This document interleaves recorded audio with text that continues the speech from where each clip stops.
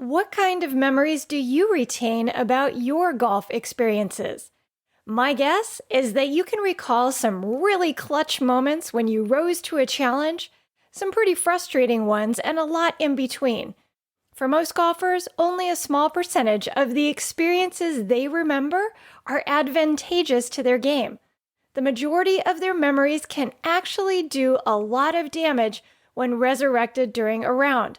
That's why in this episode, I want to talk about the one important habit that can make a big difference. She Talks Birdie is for you, the golf enthusiast, who wants to discover how to play the game you love better, smarter, and more effortlessly. If that sounds like exactly what you need to take your game to the next level, then I'm so glad you stopped by. My name is Dr. Shannon Reese. And in each episode, we'll take a look behind the curtain in your mind to uncover the simple mindset strategies that will help you play great. Thanks for spending some time with me today. Now let's get started. The wrong memory resurfacing during a round can unravel the confidence and focus of even the most seasoned players. Recalling a moment when you faltered or completely failed while facing something very similar in the present can rattle you. That was the case for one of my clients named Max. Max's memories were causing a lot more damage to his game than he cared to admit when we began working together. His prominent struggle was getting off the tee with his driver on the course. In his opinion, he had a serious problem with his mechanics. This belief had compelled him month after month to invest all of his effort in trying to perfect the technical side of his game rather than where he needed it most. Over time, Max developed an enormous case of fear of failure getting off the tee. He could hit reasonable shots off the deck, but he had started to see the same erratic results show up with that approach too. Max wasn't new to the game and had aspirations to play on tour. He had the physical talent to play well, but a lack of mental discipline was holding him back, especially in tournament rounds. He had gone through some significant swing changes, and despite a lot of hard work and time, he was no more confident about this part of his game. His inconsistency on the course prevented him from believing he could drive the ball well. And if his drive wasn't good, in his mind, that spelled doom for the rest of the hole. Interestingly, the issue he was having on the course rarely occurred on the range. But the success he experienced on the practice tee was doing little to boost his confidence in his ability on the course. Have you ever had trouble taking your range game to the course?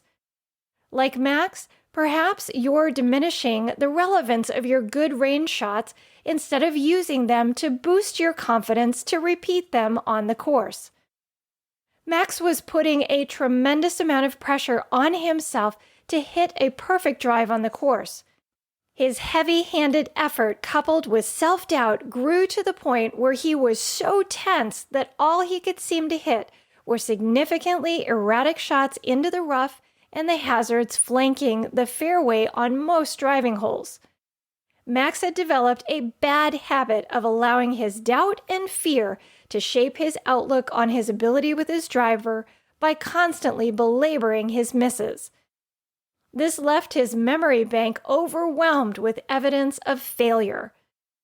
Developing chronic negative self-fulfilling thinking around a part of your game doesn't happen overnight. It often begins when you allow yourself to be consumed by your perceived flaws in one part of your game. As your focus intensifies around identifying the cause of the problems you're having rather than the solutions, you can get caught up in a negativity loop that can turn into an ingrained habit if you don't recognize it and change course.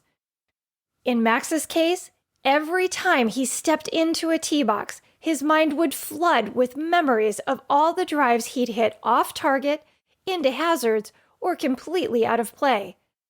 He would get bogged down in worry over his mechanics. His body would tense up, and he'd try extremely hard to steer his shot away from trouble. As a result, his shots often ended up right where he was trying not to go. In a playing lesson, I asked him to tell me about a memory of a good drive. Sadly, but not surprisingly, he was unable to recall anything recent other than misses. What became instantly apparent was the blatant absence of a mental habit that is vital to success in golf. The mental habit that you can use to affect positive change in your game is the habit of celebrating success. Before you discount the value of this lesson I'm about to share, celebrating success is so much more than giving yourself an attaboy or attagirl after an outstanding shot. Celebrating success significantly impacts the type of memories you have access to that you use to shape your belief in yourself and your game. If you don't honestly and firmly believe in yourself, you will be unable to play this game well. Because at the end of the day, your thoughts direct your actions, including your swing. So I'm going to provide you with a simple 3-step process that will help you begin to develop a habit of celebrating success. This habit will equip you with powerful memories that you can use to fuel even more success in golf.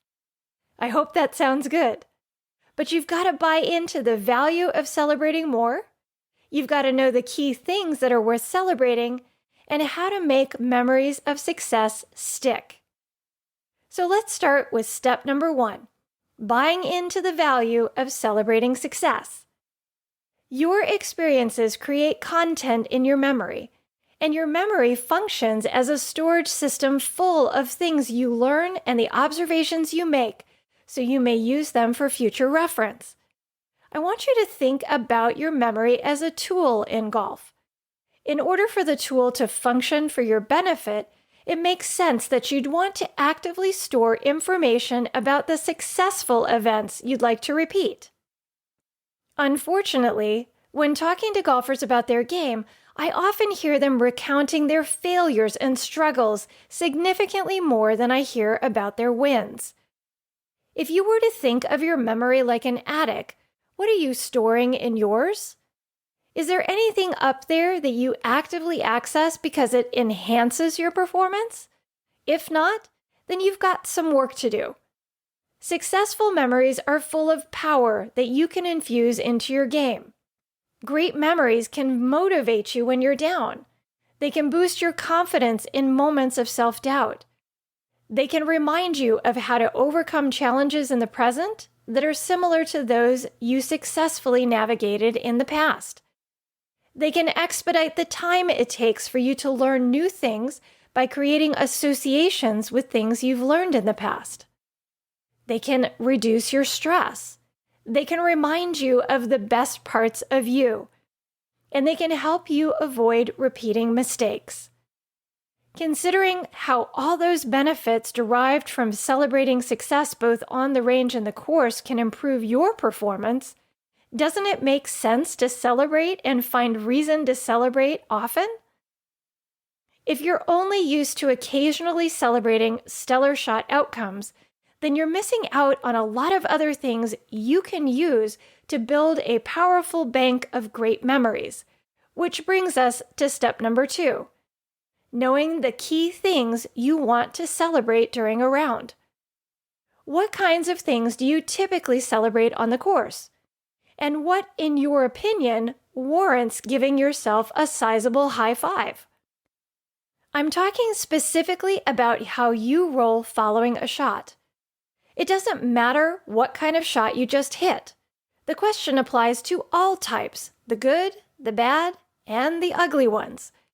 If you aren't currently playing with a consistent post-shot routine, then that's something you're going to want to start doing today. And yes, you heard me correctly, a post-shot routine. Because what you do after every shot is just as important as what you do before one. And this is where strong memories can develop. The best way to maintain even-keeled composure and winning focus throughout a round, no matter how you're actually playing, is to have a post-shot routine that helps you extract the very best from every shot experience.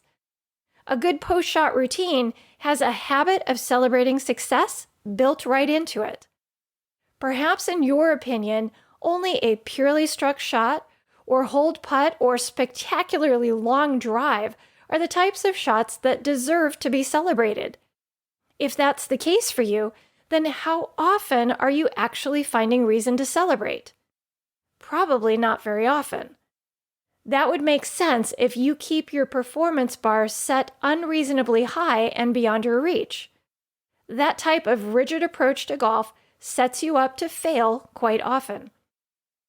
I don't suggest you set the bar low, but I do recommend that you focus your assessment of your shot performance to the quality of your approach and not just the outcome of the shot. Say that you hit a decent drive that finishes fairly close to your target in the fairway. Is that type of shot worth celebrating? What if your 30-foot lag putt finishes 2 inches outside the right edge of the cup? Does that putt represent success? Let me give you one more scenario. What if you swing confidently and fluidly on an approach shot to the green, and your ball travels along the straight path directly at the pin just as you planned, but a gust of wind kicks up and takes enough yardage off your shot that you end up short of the green in the bunker? Would you have reason to celebrate that shot? Now, I understand that celebration is subjective, but there are plenty of golfers who set their standards to such rigidly high levels that many times good is never quite good enough. This leaves them little reason to celebrate during their rounds, preventing them from building a mental library of success memories. In contrast, though, when they hit a poor shot, they can internally and even outwardly beat themselves up badly over it. If this sounds familiar, I challenge you to examine the parts of your game you can directly control rather than just shot outcomes. When you strike the ball well, or your ball rolls into the cup, by all means, celebrate. But learn to look beyond those obvious parts of performance for the great things that are making those outcomes possible. To give you some direction, I'm going to provide you with examples of process-centered parts of performance that are worth celebrating. Shining the spotlight on them will help you build more great memories from all kinds of shots and shot scenarios, not just the ones with perfect outcomes. For example, making a smart club choice, taking your time to get a solid read on a putt, making some practice swings to get connected to great shot feel that you want to have before you actually step into the bunker, using your imagination to picture the shot you want to hit, swinging with freedom, or keeping your inner caddy conversation positive following a miss. The next time you play, before you're quick to dismiss a shot and just move on, take a moment to identify something you did well in the preparation of your shot that's worth repeating.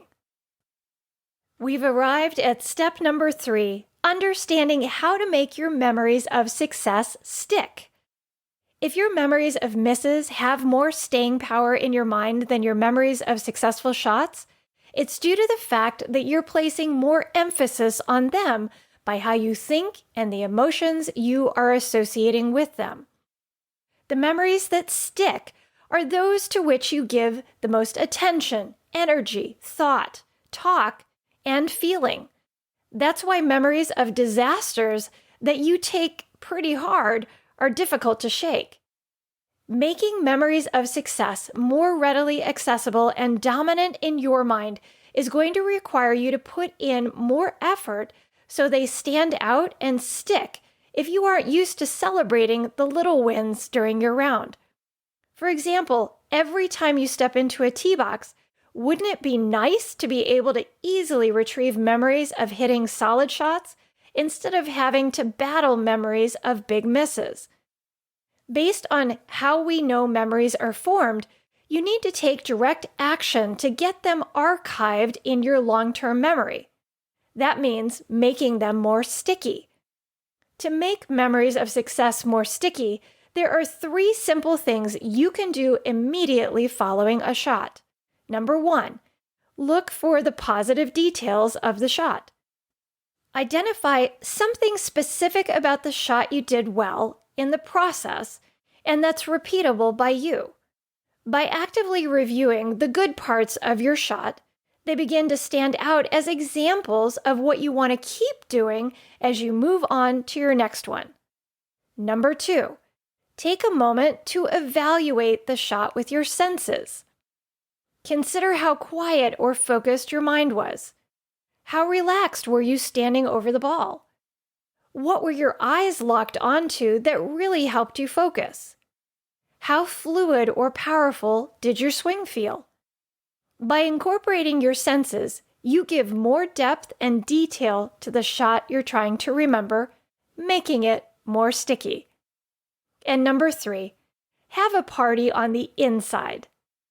The memories that are most vivid are those that are accompanied by strong emotions, whether joy and excitement or anger and fear. Therefore, you must take a moment to actually enjoy the moment. Yes, even after a less than perfect shot. Your goal is to find a reason to be satisfied, pleased, or elated about the shot, or some aspect of it that you just produced.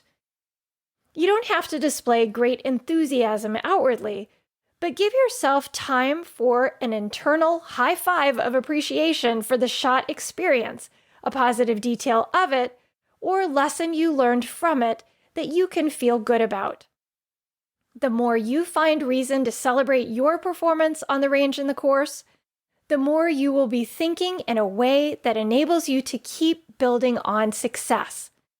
It just takes a little consistent effort to build a habit that helps you create a log of great memories you may use to your advantage on the course. Are you ready to start celebrating more? To help you implement the steps I shared in this episode so you can build a habit of celebrating in your game, I've created a downloadable PDF cheat sheet that includes the key action steps from this episode. To grab a copy, head on over to trainingforoptimal.com/004. And while you're there, leave me a comment letting me know which of the 3 strategies you're going to commit to use in order to get a good shot memory to stick. Will you look for the positive details? Take a moment to evaluate the shot with your senses, or have a party on the inside? I'd love to hear from you. To quickly recap, here's how you can develop the one habit you absolutely need to play great golf. Step number 1, buy into the value of celebrating more often in your game. Step number 2, know the key things you want to celebrate during your rounds. And step number 3, understand how to make your memories of success stick. And in case you're wondering what happened with my client Max, the great news is that he was able to overcome his fear with his driver. Max started developing a habit of celebrating by looking for evidence of success rather than always criticizing his flaws and worrying about repeating them. The transformation to his mindset didn't happen overnight, but as he made celebrating success a priority in his game, he began to notice more instances of it that he'd been missing. As he began noticing more evidence of success, his confident thinking became more consistent. As his thoughts about getting off the tee became more confident every time he stepped into a tee box, he began to swing more freely. And as he began to swing more freely, his shot outcomes became better and better.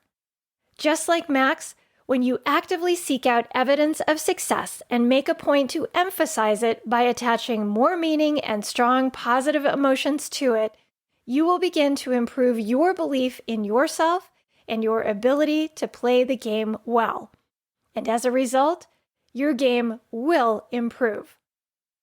Well, that's a wrap. Thanks for tuning in today. If you enjoyed this episode, please consider heading over to iTunes to rate this podcast or to leave me a review. It's the best way to support the podcast and enable me to keep providing you with the actionable content you need to play great. And if you haven't already subscribed to the She Talks Birdie podcast, what are you waiting for? That'll guarantee you won't miss a single juicy episode. I'll be back soon. Until then, get out there and play great.